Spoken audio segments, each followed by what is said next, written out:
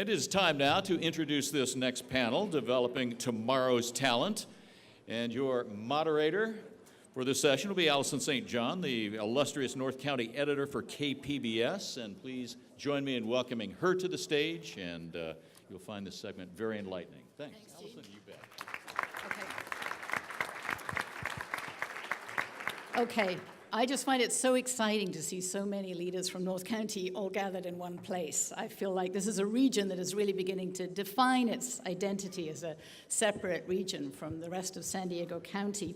And this panel is such an important one because, you know, education in this rapidly changing world is becoming increasingly important. I know in my profession, the first 10 years, I learned the tools and I used those tools for 10 years.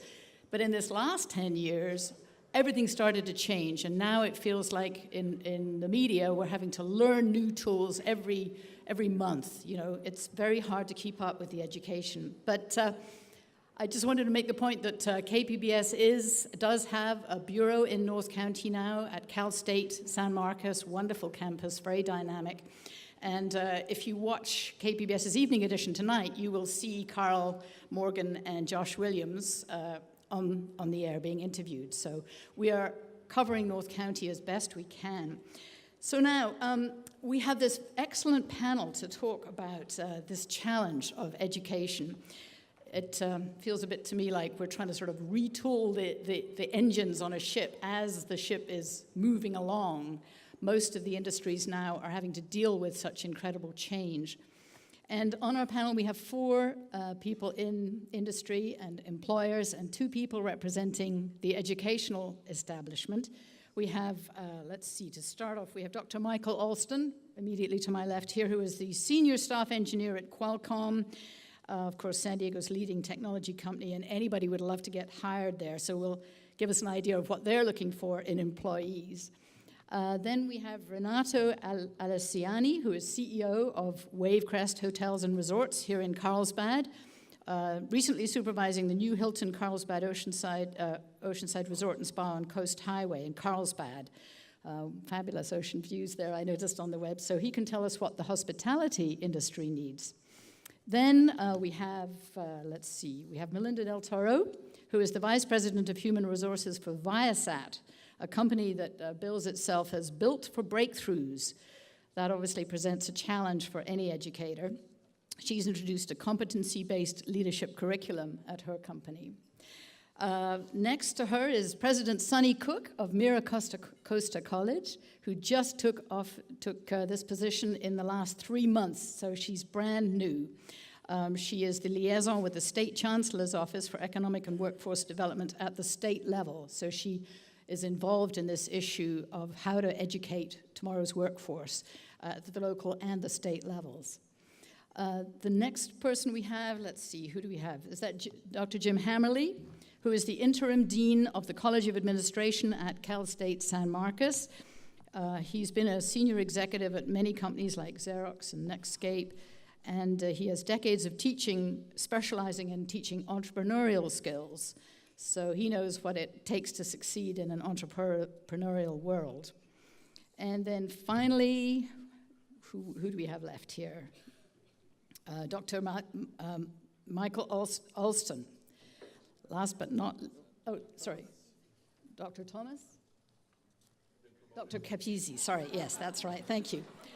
Last but definitely not least, Executive Vice President and Chief Human Resources Officer at DGO Global, which is a healthcare device company focusing on making specialized devices to keep people moving who are suffering from painful conditions. And he's worked in human resources with a number of well-known technology companies such as Genentech, so he knows a thing or two about hiring talented people. So thank you all so much for being with us. So I wanted to start with one of the points made in the report that we've heard this morning, that North County is actually a net exporter of talent, which would suggest that we have perhaps more talented people in our region than we even have employers to employ them. However, that may or may not be the case. And I wanted to start with you, Dr. Alston. to find out, do you feel like there are enough qualified people in San Diego's North County to meet the needs for you as an employer? The answer to that would be no. We need more. Qualcomm scours the earth looking for the best talent to bring to work at Qualcomm. A very, very diverse workforce, employees from over 100 countries around the world. Well, Qualcomm started, of course, locally with Dr. Irwin Jacobs, Andrew Viterbi, and a lot of local talent. And a lot of early employees came from UCSD. Since that time, we're over 30,000 employees now. A lot of the hiring is occurring overseas, in India, China, South America. We're growing operations all around the world. It would be great to have more talent coming out of San Diego County. And for that reason, Qualcomm has several initiatives underway right now. One of them is called the Think A Bit Lab, which started about a year and a half ago, right there in Mira Mesa Road, on top of the HR building. The goal is for every middle school student in San Diego to spend a half day at Qualcomm learning about technology, getting a hands-on experience, seeing what engineers do. It started in September. We've had 1,600 students come through recently. So if you Google Think A Bit, you'll see that. Another program is FIRST Robotics, started by Dean Kamen. He's the inventor of the Segway. It's been going for like 17 years. It's a full-on robotics competition with local, regional, national competitions, international. Qualcomm is a major sponsor of that event. You can imagine the talent it takes to build robots is ideally what we'd like to have coming to Qualcomm. But if you could say what out of the educational establishments in North County you need to see more of in order to find the employees you need, what would it be? More STEM graduates from the high schools, from the colleges. The most important skill that's of use at Qualcomm is programming. And it's accessible to all of us in the room, to all of our kids. The best site to get started with programming at any age is code.org, CODE.org. It's an organization started by two entrepreneurs in the Bay Area who've made their millions, and they see the lack of diversity in high tech. And to improve that, they started this organization, and it started last year in December, where they went to high schools and wanted the kids to spend a half a day learning about programming. So there's a website for every age group. You come in at whatever level you need to, and you can work at your own pace to learn about programming. So programming is like the key issue that you'd like to see better, and education. It's becoming more and more important with all the functionality that's going into our phones. Thank you. Tom Capizzi, would you have anything different to add as to what you're looking for? Well, for DJO, we actually have a whole segment of different employee bases that we look for. Clearly, on the STEM side, we're obviously looking for engineers, but we also look on the occupational and physical therapy side. So for us on the healthcare side, it's an opportunity to find local talent that really want to get into, typically may have gone for kinesiology or physical therapy in the colleges and not sure, okay, now what am I going to do? Healthcare reform is driving a lot of these jobs away. And we want to embrace them. We want to bring them into our business and say, okay, how do we take that and how do we utilize that? So for us, it's the idea of exporting. It's less exporting and more importing right now. We want to bring in more to the local area of San Diego. And for DJO, we have 6,000 employees worldwide. Here in North County is about 600 in North County. So 10% of my workforce sits here in North County. And I see us expanding upon that. So hopefully we could see more of those type, especially with the schools. How do we partner with the schools? And we need to spend more time building curriculum at the schools for employers. And I think that's the secret. And back in the days of Pepsi and all the days I've been doing this for a long time in HR, the secret is that partnership with the schools now, as we were saying earlier, that it's really bringing in, developing the talent for the future. So I have succession planning, as we talked about before. I need to know that 3, 4, 5 years down the road, I do have my engineers, I do have my kinesiologist, I have my therapist that I can utilize for my business. That's interesting. So you have to start right back at the beginning of the pipeline. And Melinda Del Toro, Viasat, that presents a real challenge because you're such a breakthrough company. How does education meet the needs for the employees that you're looking for? Well, I would echo a lot of what has already been said. Certainly, anyone with a background in STEM is going to be of interest to us. We also have a lot of other growing organizations within Viasat, our finance, our IT groups. So we're looking for talented candidates. Truly, our dream candidate is someone who has the technical, the functional background, as well as the emotional intelligence to be successful in an organization. I mean, that continues to be the number one differentiator long term. What's going to dictate success is not just the technical expertise that you bring, but the ability to work well and across an organization. Yes, that's a very good point. And Renato, perhaps you can expand on that. Yeah, I think that one key element of success in any career that you want to do is the ability to communicate with others. And it's critical in our job, in our world, obviously, because we're in the business, as I say, of making people happy. So you can only make them happy if you can understand what they want to begin with. So that makes it easier. But I think even in a technical world, unless you have the ability to connect with other human beings at a deep human level, I don't think you can go ahead with your career. But also, I don't know if you can really come up with some breakthrough technology that can really serve the needs of the larger population. So do you think the educational establishments are doing a good enough job on that level of education? No, I don't think so. Okay. We seem to be worried a lot about what millennium needs and want. I think we should start in asking them what they need to do to be successful. And sorry. There are some women here, and the fact that you're here means you're already well above the grade. So, but it is. I mean, I see in this generation, it's very self-absorbed. Sorry, I'm going into a different direction, but I don't think that the schools are focusing a lot into developing those type of skills. And I think a little bit is in the pressure of having to create a technical resume versus it is what is important to be as a person. Yes, so President Cook, this is a challenge for you because, I know Mira Costa has some really innovative biotechnology courses coming up, but how do you respond to these challenges that are being thrown your way? Well, I think one of the things I want to make sure that you understand is that we are very clear that statewide, if you look at the Public Policy Institute of California, there's a great need for not only baccalaureate-trained individuals, but also sub-baccalaureate or those middle-skilled jobs, about 1 million of each of these, more than we're currently producing, that need to be produced by 2025. And so the daunting part about being in education now is that you're training people for jobs that really don't exist right now. And so you've got to train them with technical, transferable skills, but the piece that we keep hearing from employers that is crucial is all the soft skills and workplace skills that they need, and we're very well aware of that. We've heard that very clearly.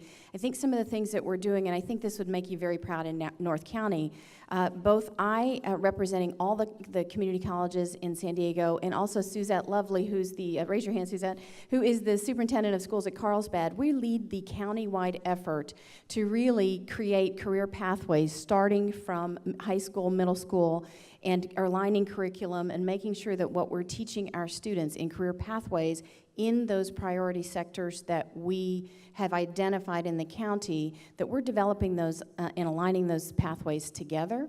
And that is part of that, we're integrating the soft skills that they do need, and an important component in that is a work-based learning that we need to be providing to our students. Qualcomm is a great partner in this work, as many other industry partners are. And so I guess what my challenge to you would be as businesses and industry is, we need your help in getting students those work-based learning experiences. We can't simulate that on campus. We do as best we can, but we need your help and partnership to really generate those skills in those graduates that you want to hire. Thank you. So, Dr. Hammerly, you're at CSU San Marcos.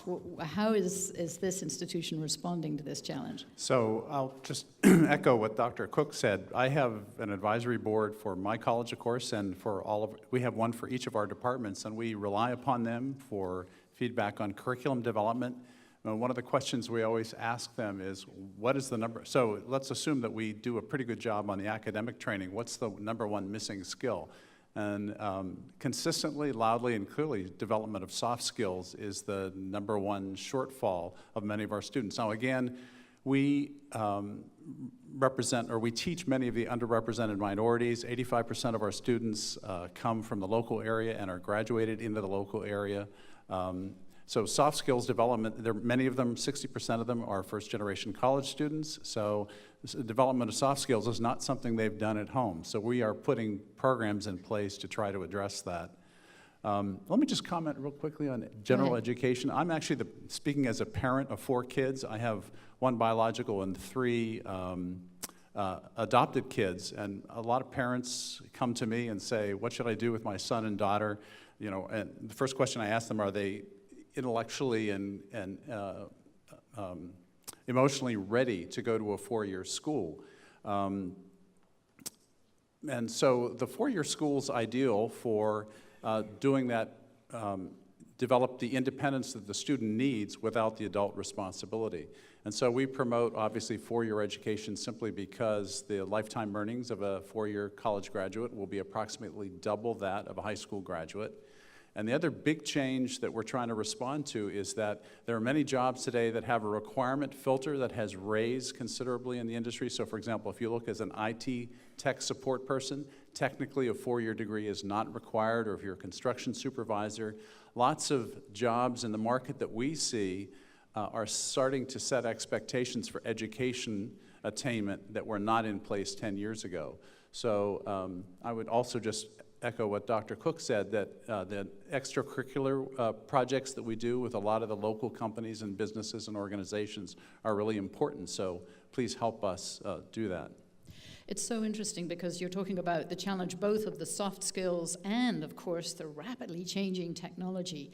And one question, I think, is the 4-year degree still a requirement for you when hiring somebody? I mean, how much can a 4-year degree adapt to the massive variety of skills that you need in an employer? And maybe Tom Capuzzi, could you start? I mean, how important is that? Or are other kinds of education actually required? You know, when we talk to our employers, I mean, my hiring managers, you know, the first thing I always see is I need a 4-year degree. I need 8 to 10 years experience. And I tell them, dial it back, because the reality is you're not going to see it.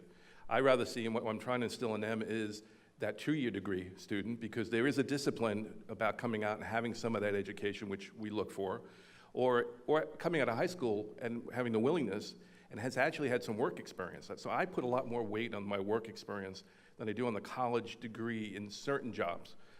Obviously, certain jobs you're going to look for the degree in certain financial jobs and certain, even the technology jobs that maybe even in the engineering side. We're hiring more people. That's why I want to do more of the curriculum development. We're hiring more people coming out of school and helping build that career. And I'd rather have somebody with me 5, 10 years, and ultimately I can build that career, as opposed to hiring somebody that comes across with 5 years experience with a great degree out of Harvard or a business school that I can't match their expectations half the time. Because a lot of times they're up and want to leave and move on to something else. I'd rather help develop the internal employee as well. So the degree for me is important, but it doesn't drive, I think, success of the company. I think more and more of our companies are going to see that, especially if you're trying to develop within, say, North County, the student population in North County to work for North County companies. I think that's going to be the secret for us, is doing it from within, developing from within, and getting that sort of internal degree versus that external degree. But I don't want to lose sight of the degree is very important for us. But I think the partnership's even more important. So that's why I want to start young with them now. Internal degree as opposed to an external degree. That's very interesting. Melinda Del Toro, what does Viasat think about that? Certainly the 4-year degree is really important, but we're more focused on finding the best overall athlete at Viasat. And for us, that's someone who can learn quickly, who can also unlearn, relearn, and continue to learn throughout their career with us at Viasat. And so sometimes that means someone who is coming to us without a degree, and if getting a degree is something that's going to be helpful to that individual later on, then that's an investment we're certainly willing to make in our employees. And you know, in other times, you have an employee or a candidate who's coming to us who received some great experience in the military, and the technical experience and the leadership that they received in that role prior is exactly what we're looking for. So a four-year degree is not going to be as critical. So Dr. Cook, how does that make you feel? You've just made this major accomplishment of being the only community, or one of only 2 community colleges in San Diego County that has now a 4-year degree to offer.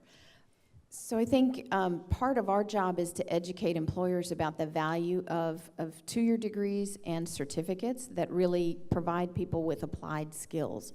So I graduated with a biology degree, and I had no skills. I taught in a biotechnology program for 2-year degrees. Those people walked out the door and could be working in a lab. I had a lot of theory and a lot of book knowledge about biology, but you couldn't put me in a lab and have me do work right away. And so I think part of our job is to train people, employers in particular, about the value of the skills that our folks bring. I think what you're going to see community colleges doing, though, is bridging the gap on both ends of that. So there's need for middle skill jobs, so that's our 2-year degree or certificates. There's need for applied baccalaureate degrees, and that's where MiraCosta is uniquely positioned. We're meeting that pipeline at both ends. We're providing you the middle skilled folks that are going to be ready to come to work quicker, and we're providing this 4-year degree that meets an unmet workforce demand. And so we're very committed to providing and filling the gaps that our community needs. And so I don't see it as a threat. I see it as a great opportunity to talk to folks, make sure that they understand what's available and where we identify gaps, that we work together to fill those gaps. And certainly in developing our baccalaureate program, we've been working with CSU San Marcos to make sure that we don't duplicate anything. So I think there's a lot that is going on that we want to educate people about. Does anyone else on the panel want to add anything to this idea about alternatives to 4-year degrees? I'll comment on that. Go ahead, Dr. Olston. So when it comes to education, of course, you can learn it in the classroom. You can also learn quite a bit outside the classroom. And it's very important these days. There's so much out there to learn, to be learned. You need to figure out what you need to learn and then kind of learn how to bring that knowledge to yourself. It's more of a pulling the knowledge, as opposed to having it always pushed or handed to you. So as you mentioned, new devices are appearing all the time, new capabilities, new technologies. One of the newest technologies is called augmented reality. Augmented reality. Qualcomm has a product called Vuforia. It's with a V, V-U-F-O-R-I-A. Basically, you take your phone, shine it at an object. It could be a sign, could be a dress, and up comes content on your phone about that dress. Colors, models, sizes, prices, all on your phone. So developing that type of technology, you might not have learned it in your undergraduate or your graduate degree, but you learned how to learn. And you learned how to go online, find out the newest language that's used to program that, and based on your learning how algorithms work, you can start developing applications for that. When it comes to manufacturing, a lot of new equipment is going to be designed to be put on the web. You've heard of the Internet of Things. Devices will be talking to devices. Okay, there's a lot of opportunity there. A lot of opportunity for companies to start up and leverage these capabilities that'll be coming in for refrigerators and washers and doorknobs and dog collars and things. Okay. So we've only got a few minutes. Of course, it's gone flying by, but I guess I'd like to give each of you a couple of minutes just to make a point about, so Tom Capizzi, what are some of the tools that you use to decide if somebody is the right employee for you, and how might that help education target that more accurately? I guess I have to go back and get my PhD. I was a little shy of that, so hopefully I'm going to have to go back someday and do it. But some of the assessments, we do a lot of assessment work and within DJO and even worldwide when we look at it. Clearly, the interview process is a piece of it, but it's not the whole piece. And I teach classes on how to interview back in the days, but it's very behavioral driven these days. So it's the interview process. There are assessment tools that we use. We partner today with Gallup. We do a lot of work with the Gallup organization and use a lot of the Gallup tools to find out people's strengths. And as you find out what their strengths are, then you focus your attention around, okay, let's interview around those strengths and let's figure out what's the right opportunity there. The other school, really assessment is back in the old PepsiCo days, we have what we call realistic job previews. Put somebody on site a little bit, almost a little bit what you're doing in terms of bringing them in, have them shadow train for a period, get them to understand what the business is about. And ultimately, that's sort of an in-basket process where you can start identifying. And at the end of the day, the whole college recruiting aspect of it is really building that curriculum with the schools. Back in the days, we built a curriculum about fast food. And I was the head of HR for Taco Bell for a number of years. And we actually built in a four-year college, got a four-year college degree up in Washington State University in fast food. And people actually graduated and got massively great jobs out of that. So there's an opportunity there to build that partnership and build that curriculum to help us get there. Okay, so Dr. Hammerly, that was really interesting. Dr. Hammerly and President Cook, what would you both say you need from industry in order to be able to close that gap? In order to what, I'm To sorry? close the gap between what they need and what you're teaching. The number one thing we need is feedback. We're trying to be adaptable and market-driven, so a lot of the feedback that we get, again, from our extracurricular engagements, we have a program called Senior Experience, which puts about 100 teams of students into businesses to work on consulting projects. We have internships. We have a new internship program that is under development also in the College of Business as well as across the other colleges. What we really need is extracurricular engagement and feedback on the programs that we offer. We try to be adaptable. You'll see a lot more specialized programs that are responding to market demand, a lot of interdisciplinary offerings, cross-college offerings where we partner with science and other departments to provide specialized skills. Thank you. President Cook. Yeah, I would echo that. I think we need good feedback and communication. We have lots of ways for you to do that. We have, every one of our workforce programs has an advisory board that meets on a regular basis that really informs our curriculum and our decisions and our outcomes and so forth. So that's very important. And I think the other part that I would make sure that I again said is education can't do this by ourselves. We must have your partnership in training folks that you want to hire. And one of the other ways to do that is by partnering with us to provide learning opportunities that bridge the classroom, the lab, and your workplace. And that way you ensure that you're in partnership with us in training those folks. Okay. Unfortunately, we seem to have run out of time, which is predictable, but thank you so much. A wonderful panel and a really challenging topic. So thank you so much for your help there.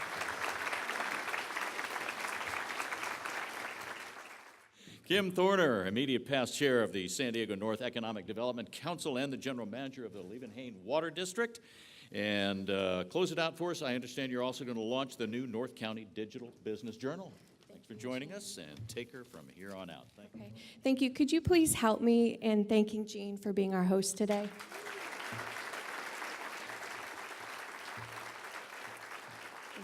So before I wrap the event up today, I would like to turn your attention to the screens for a few moments. We're about to launch our new North County Digital Business Journal. We decided to get with the times and go green. This magazine is going to be in all of your inboxes shortly. Our plan is to transition, and those of you have probably seen this before, our old quarterly magazine into a monthly news journal, and we're going to look for both national and international distribution. And each month, we're going to focus all that is wonderful about all the businesses and economic development in North County. We're likely going to end up featuring stories on many of you here today. So, as a water agency CEO, I need to point out that the arrangements on your tables are drought-tolerant plants.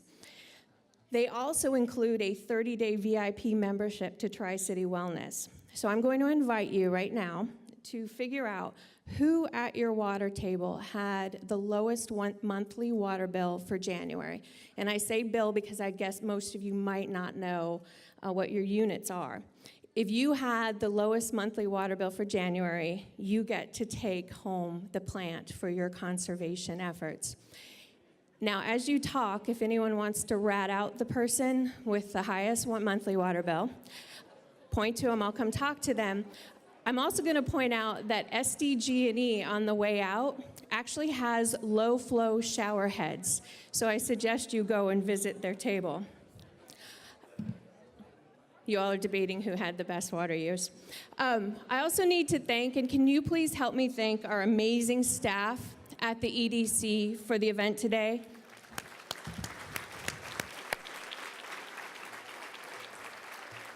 Carl Morgan, Karen Pearson, and Stephanie Floyd, you guys made this look easy with your flawless execution. I also need to thank Supervisor Horn and Supervisor Roberts for your ongoing support and dedication to North County. Thank you. I'm going to disagree with Jean, though. I heard from your staff you are not the Energizer Bunny. Mr. Roberts, you are his personal trainer. So I want to thank all of our sponsors again for making today such a successful event. And on behalf of the entire EDC board and team, thank you for spending your morning with us. I hope you all now have the economic information in order to prosper and grow in the upcoming year. And for those of you who are here yet last year, I'm going to end it the same way this year as last year. Speaking of prosperity, live long and prosper. Have a great rest of your day.